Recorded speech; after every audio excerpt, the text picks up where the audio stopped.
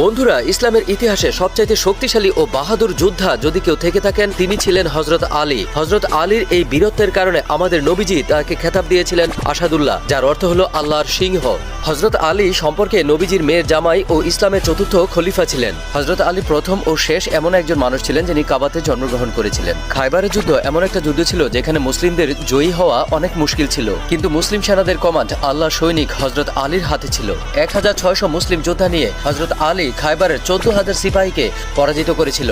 যুদ্ধের সময়ে খায়বারের কেল্লার দরজাটা 40 জন সাহাবী মিলে নাড়াতে পারছিল না। তখন সবাই বলল, হযরত আলীকে ডাকো। হযরত আলী খায়বারের কেল্লার দরজাটাকে নিজের দুইটা আঙ্গুলের সাহায্যে উপড়ে ফেলে দিয়েছিলেন, এতটা শক্তিশালী ছিলেন। কেল্লার যে উঁচু মিনার ছিল সেখানে ইসলামের পতাকাকে প্রতিষ্ঠিত করেছিলেন। ভিউয়ার্স, হযরত আলীর এই বীরত্বের প্রতি সম্মান দেখিয়ে কমেন্ট বক্সে ভালো কিছু কথা লিখে যান।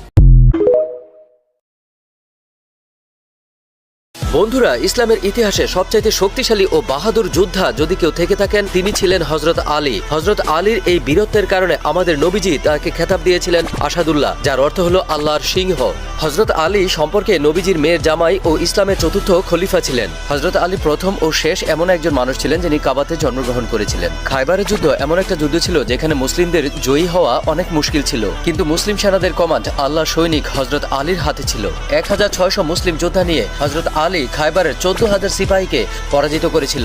যুদ্ধের সময়ে খায়বারের কেল্লার দরজাটা 40 জন সাহাবী মিলে নাড়াতে পারছিল না। তখন সবাই বলল, হযরত আলীকে ডাকো। হযরত আলী খায়বারের কেল্লার দরজাটাকে নিজের দুইটা আঙ্গুলের সাহায্যে উপড়ে ফেলে দিয়েছিলেন, এতটা শক্তিশালী ছিলেন। কেল্লার যে উঁচু মিনার ছিল সেখানে ইসলামের পতাকাকে প্রতিষ্ঠিত করেছিলেন। ভিউয়ার্স, হযরত